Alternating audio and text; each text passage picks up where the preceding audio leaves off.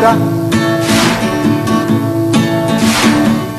Masaganan, likas yaman, kabukiran, kabundukan, kagubatan. Ilang mga putahing nagbibigay kulay sa maraming hapagkainan kapag Pasko ay ang haleyang ube, ube ice cream at ang pastillas na ube. Tamang-tama naman dahil ang aming paksa sa episode na ito ay ube at lumayo kami sa Bohol para rito. Magandang besperas ng Pasko. Ako po si Nina Taduran at ito ang bagong maulat na agrikultura. Ngayong araw, sisentro tayo sa ube production at processing. At sa pangkalahatang programang pang-agrikultura ng Bohol Province. Sasamahan tayo ng isa sa mga pangunahing Boholano ube growers sa kanyang ubihan at nadalaw tayo sa dalawang backyard ube farmers. At syempre, susundan natin ang mga balita mula sa larangan ng agrikultura.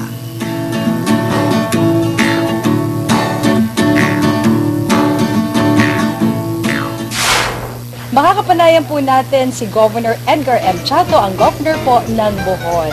Magandang araw po sa inyo, Governor. Good afternoon and good day, Ninya. Yes, at mapalad po kami at makakapanayan po namin kayo at lalo na po ang mga Boholanos. Napakaswerte po nila kasi sa pagkakaalam po namin ay talagang pinagtutuunan nyo po ng atensyon ang agrikultura dito po sa Bohol. Yung ating agrikultura sa Bohol posisyon talaga kasama sa ating vision ng lalawigan. Ang lalawigan ng Bohol has adopted our vision to become a prime eco-cultural tourism destination. Napapaligiran tayo ng isla. We have white sandy beaches and very rich natural resources around coastal, inland, mountainsides, and even our heritage sites. But we want to make sure that even in our planning exercises, sinabi na namin na talagang balanse dapat yung turismo natin at saka yung agrikultura dahil yung agrikultura naman traditional talaga na economic base ng lalawigan ng Bohol. We encourage organic farming. We want farmers to use the organic fertilizers because this is more healthy food in the end. At the same time, less costly. That we have to emphasize that our farmers must also be trained not only in the production side but also in paving the way for the marketing of the product. Kasi pag hanggang production lang tayo, tapos hindi na ma-market, our farmers will be discouraged from planting and from farming because there is no money in it. Dito po pagdating naman sa ube growing or ube industry, ano po bang ginagawa ng inyong tanggapan para mas lalo po itong mapaunlad pa? Ang ube, special crop din ito ng lalawigan ng Bohol. It's not only because it is a high-value crop, but it is also a traditionally what we call sacred crop. Yung ube industry is being propagated here by our agriculture people and we are encouraging more ube production in the province. Unfortunately, not all areas in Bohol can grow ube. Merong specific soil elements lang na pwede siya.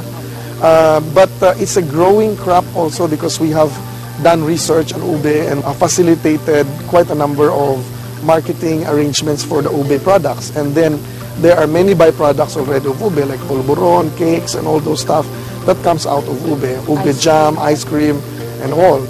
Ano naman po ang support na naibibigay ninyo dun sa May funding support tayo doon sa mga ube initiatives dito. We are also providing the needed technical assistance. Importante yon dahil yung handling of the ube on a commercial basis, kailangan din na iangat dito sa lalawigan para mas ma-inspire yung mga tao na magtanim ng ube. Gaano po kayo ka-involved in terms naman of marketing dun sa pagmamarket nyo sa mga produkto ninyo dito sa Bohol? We do a lot of seminars and workshops that strategizes our value chain and our marketing of the products from the farms to the main markets. Sa ngayon po ba, anong ginagawa nyo para makipag-ugnayan sa Department of Agriculture para po sa mas marami pang tulong din na maibigay sa inyo po in terms of agriculture dito po? Sa lalawigan ng Bohol, we can do a lot of things already by ourselves, but we have to emphasize we are doing a lot better because the Department of Agriculture is there. Sa ngayon po, ano ang maaasahan pa ng mga Bocolanos para po sa inyong panunungkulan in terms po of agriculture dito sa Bohol? Yung ating mga programa sa agrikultura ay talagang ipaparating doon sa mga kanayunan, sa mga barangay, upang ang lahat ng mga sektor ng ating lalawigan ay masama sa tinatawag natin na inclusive growth. Very well said. Maraming salamat po sa inyong Governor Chato.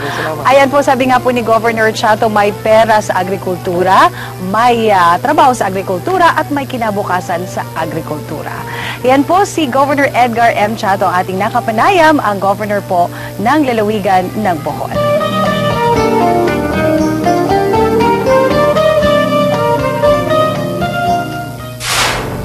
Isang overview ng agrikultura sa Bohol ang ibinigay ni Governor Chato. Tututukan naman natin ngayon ang ipinunta namin sa lalawigan, ang ube.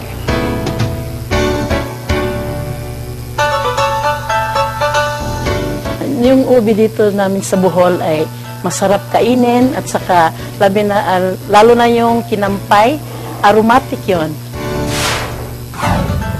Kabilang ang kinampay sa 8 klase ng ubeng tumutubo sa Bohol, na ang kulay ay mula sa matingkad na lila hanggang sa puting-puti. Bentahe para sa ube farming ang klima at lupa sa lalawigan. Yung klima natin dito ay makakuha tayo ng temperature ng 25 to 30 degrees centigrade na tolerable for ube. At saka yung mayroon kaming sandy soil, sandy loam, clay loam at saka silty loam. Gagamit kami ng planting materials yung galing sa tubers. Hihiwain natin yon na mayroong 80 to 100 grams ang weight niya.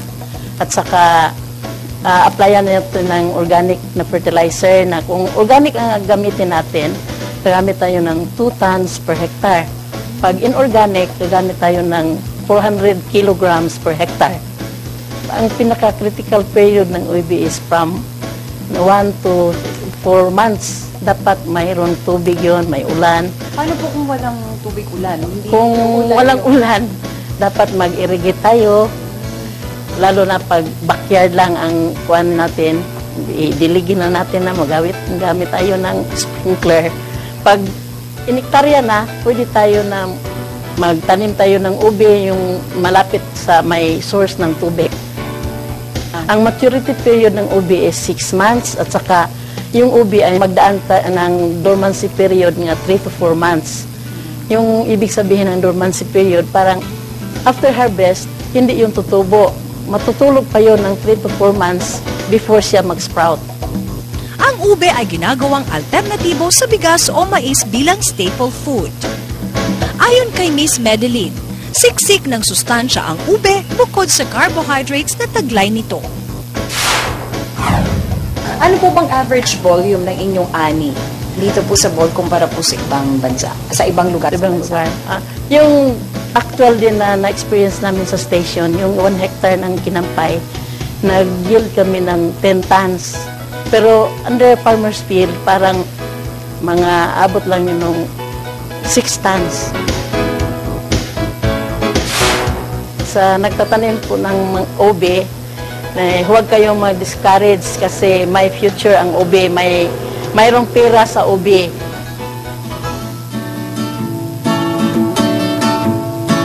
Maunlad na, agrikultura maunlad na. Maunlad na, agrikultura maunlad na.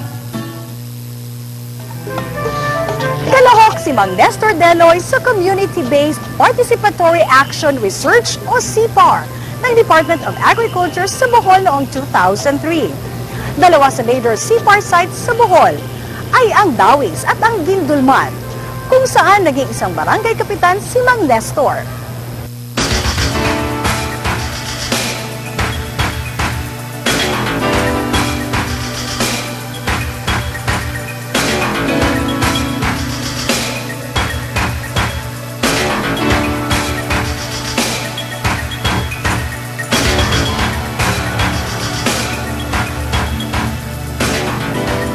Isang sulok ng lupaing ito ang inilaan para sa pagtatanim ng kinampay sa ilalim ng Community-Based Participatory Action Research o CPAR na itinaguyod ng Bureau of